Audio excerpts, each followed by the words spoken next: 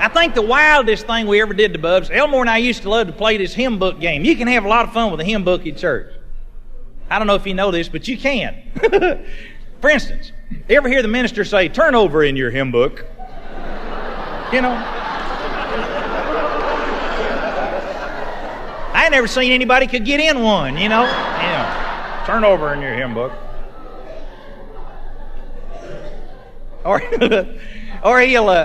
Or he'll say something like, "Let's sing the hymn of the morning," and everybody stand. Now the big signal is everybody stand. In a Baptist church, that means everybody hang on to your book and get ready.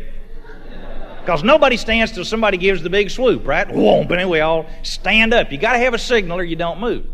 Well, I love to watch that. Another thing we love to do was play tricks with the back of the hymn book. Go back in the back. You'll find hymn titles listed in all capital letters.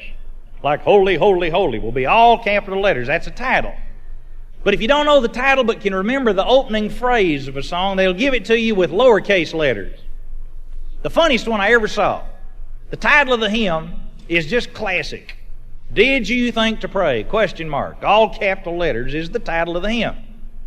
The opening verse is, "Ere you left your room this morning, did you think to pray?" ? In the hymn book, back in the old Broadman hymnal years ago, it used to say, promise this is true, it would say, "Ere you left your room this morning, did you think to?"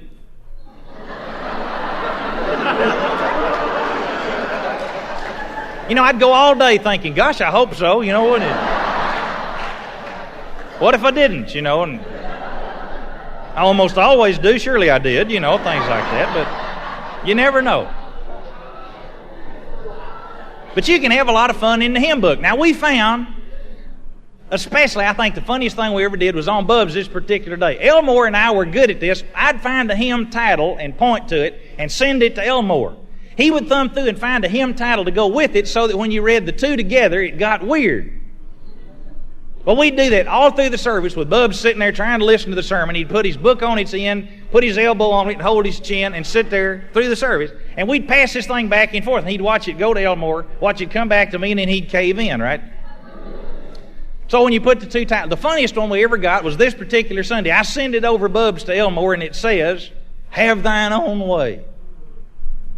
About 2 minutes later, Elmore sends it back, "Oh, why not tonight?" You know, that's true.